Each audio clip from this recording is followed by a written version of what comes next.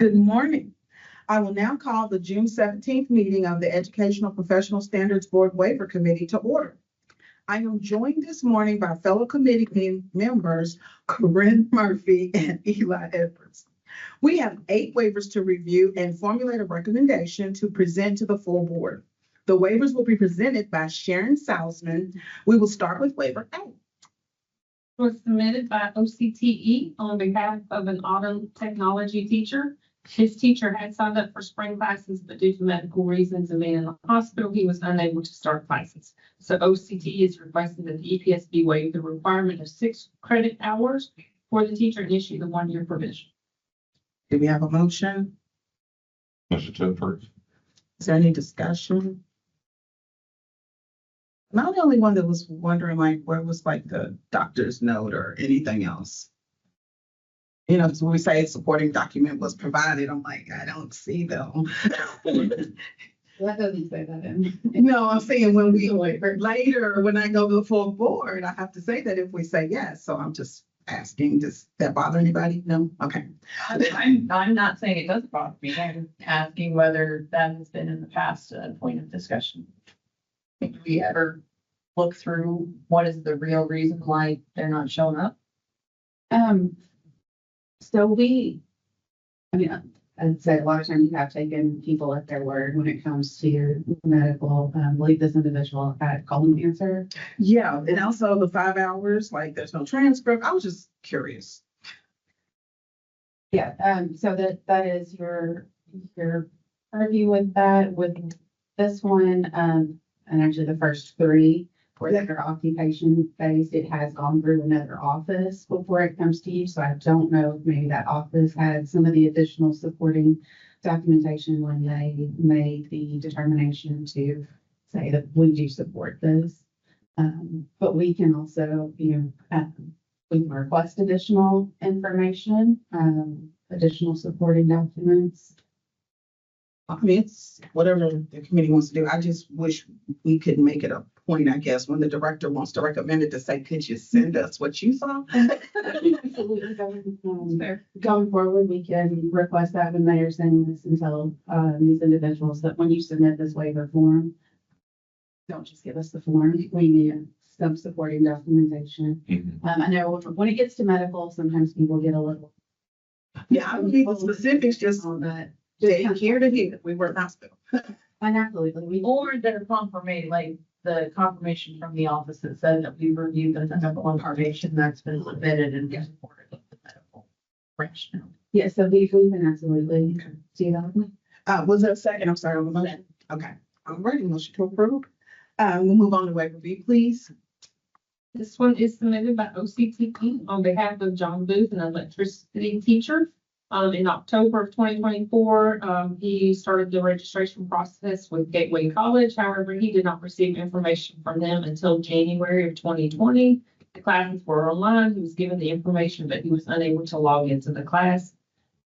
Went back and forth with the instructor, said it was too late to enter the class. He would email him later with instructions, but Mr. Booth said he never received a response. He has now applied to Murray State University for the summer classes. The OCTE is requesting that the EPSB waive the requirement of 6 credit hours for Mr. Booth and issue 1 provisional.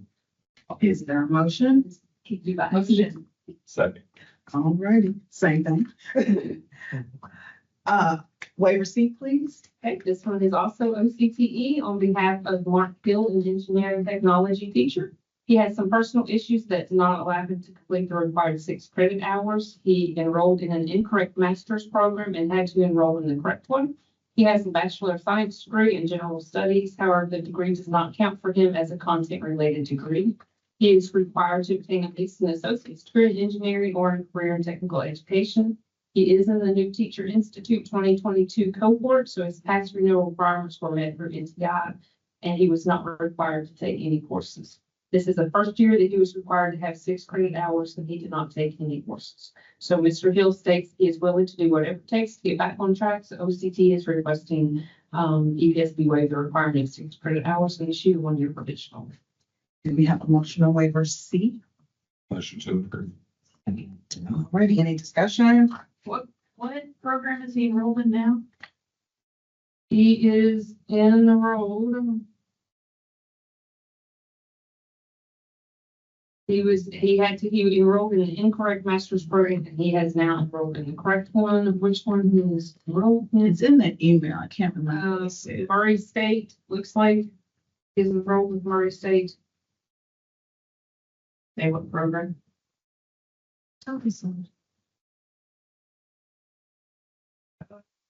Had to zoom in.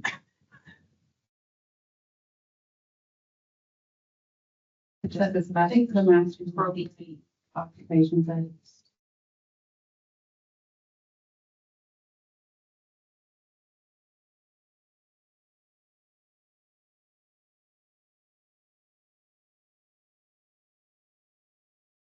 State master's program.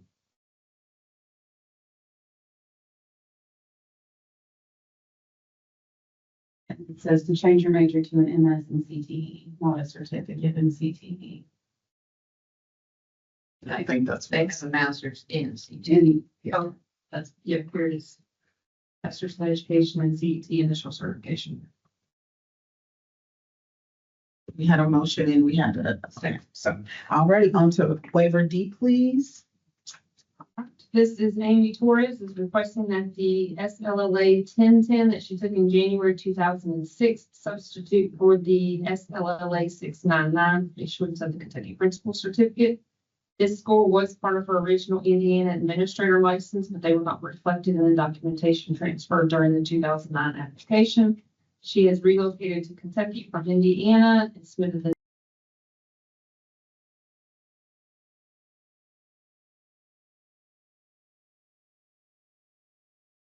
necessary documentation for reciprocal license for both teaching and administrative. She believed that her Kentucky certification fully qualified her to serve as a principal until she applied for an assistant principal position and learned that her initial certification did not meet the full criteria and her SLLA scores were not received. So she has then provided her passing score on the SLLA, so she's requesting that the EPSB allow her previous SLA scores to meet the test requirement and issue the principal certification. Do we have a motion? What questions? Okay. What have we done in the past in this kind of situation? so the SLLA is a little different than some of our other testing. So in 2020 was when we moved to require the 694 certification. However, and that is now required for all advanced educational leaders. They have to show that they have completed that test. Before that, it was only principals. However, if you have taken the SLLA for principal and then you come back and you're applying for superintendent or supervisor of instruction, you don't have to take the SLLA again. A one-time taking of the SLLA will meet the requirements for all of those.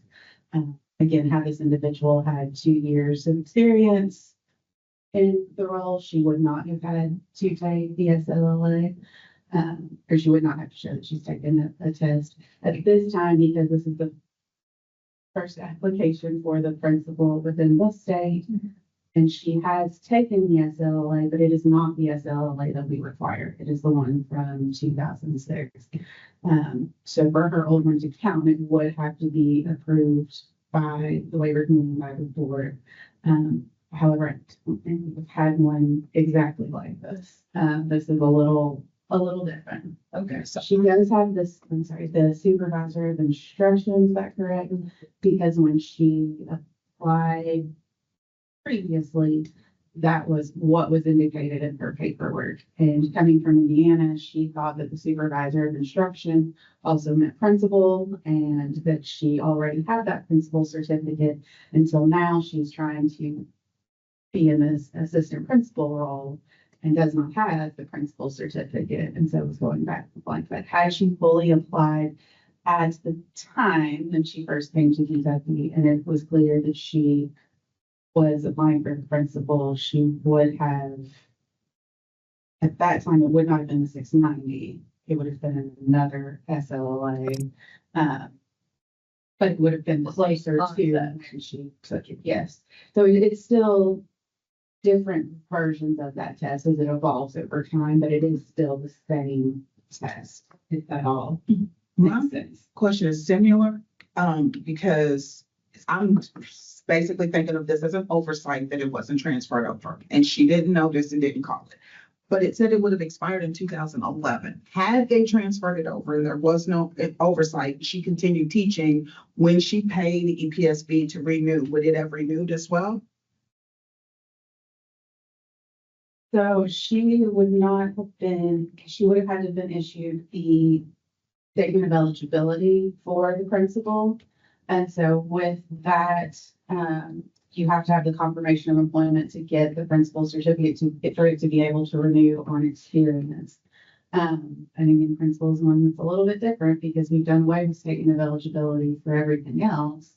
But that statement of eligibility is still in statute. And so to renew a statement of eligibility, would have had to have either retaken the assessment and passed or 6 hours of graduate credit. So do we know if she has the 6 hours of graduate credit?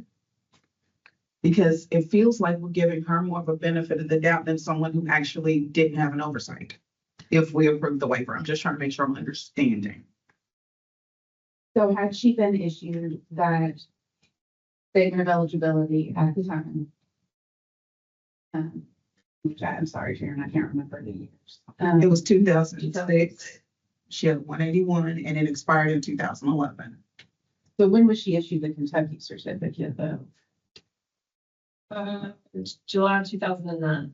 2009. So she would have had that one for 5 years. And at the end of that period would have either had to have been in the role and gotten received the actual certificate for principal, or she would have had to either retake the assessment or 6 hours to continue with the statement of eligibility. So in my opinion, to be fair, we request that she show that she has the 6 hours before we approve the waiver, my opinion. So motion to deny, and then she can refill She it. can read, yes, she did come back to you all in July to either show that additional information, or if she, decided to take the current test now, she would not have to come back for a waiver. She would be able to be issued the certificate accordingly. So Is there a motion? I'm sorry. motion to deny. Okay, is there a second? I think there's enough time Right. for her to resolve this without necessarily needing a waiver. Waiver E, please. This is Carroll County. They've been unsuccessful in finding qualified teachers for middle school social studies. This candidate has taught in the district for the past 2 years under emergency certification. He has been conditionally admitted into an option 6 program, but needs to complete 4 courses to increase his grade point average to be fully admitted. The district states they have no certified applicants for this position and are posted on the website, Frontline Education, and KEPS, Indeed, and on social media. They have also attended career fairs and collaborated with universities to spread the word. So the district is requesting that the EPSB waive the number of years on an emergency certificate and issue a third emergency. Motion to approve. Is there a second or any discussion? We do 3 times. 3 emergencies. So for the waiver, they would have to do 3 emergencies. When they have, you have approved 3 emergencies. That's for when there's been nobody that's applied. That's what this says. Especially when you have somebody that is working towards a program. Yeah. So, yes, thank you. Waiver F, please. This is from Graves County. They've been unsuccessful in finding qualified teachers for English as a second language. The candidate has taught in the district for the past 2 years in an emergency. They have posted the job in KEPS and had 4 candidates. However, 3 were not qualified. This candidate has looked at the option 6 and option 7, but does not qualify since his degree is in business. The candidate is pursuing the proficiency route and needs to take practice exams, but is having issues with his ETS account. District states that the candidate will continue to pursue this route until it is completed. So the district is requesting they waive the number of years an emergency certificate can be issued and issue a third. Do we have a motion for waiver F? Should approve. Do you have a second? Second. Alrighty, thank you. Waiver G, please. All right, this is for Fayette County on behalf of an out-of-state candidate who are requesting a waiver of the GPA requirement for issue of a professional certificate for teaching Spanish. The candidate completed a teacher preparation program in El Salvador. Her coursework evaluation shows an equivalent GPA of 2.63, just under the required 2.75. She has 7 years of experience, followed by 8 years of experience in Indiana. She has taught for 2 years in Fayette County on an interim certificate. So Fayette County is requesting that EPSB waive the out-of-state GPA requirement and issue the candidate a full 5 year. You have a motion? Motion to approve. I'll second. Ready, waiver H, last one. All right, this is from Cody Boggs. He currently holds a Kentucky certification for IECE, but is seeking elementary certification. Graduated in 2014 with a Bachelor of Arts in Elementary Education from the University of Virginia's College of Wise. Passed all the elementary praxis exams except for the mathematics subtest. He took the current elementary mathematics in February 2025 and passed in the teaching reading elementary in March 2025. EPSB now requires the 5001 series or the 7002 series. He took Principles of Learning and Teaching in September 2014 and passed. He is asking the EPSB to allow his previous elementary education praxis 2 scores to qualify for the issuance of the elementary certificate. Is there a motion? Motion to approve. You have a second or any discussion? I'm ready. Is there any further discussion before we adjourn? Hearing no further discussion, at this time, the waiver committee meeting is adjourned.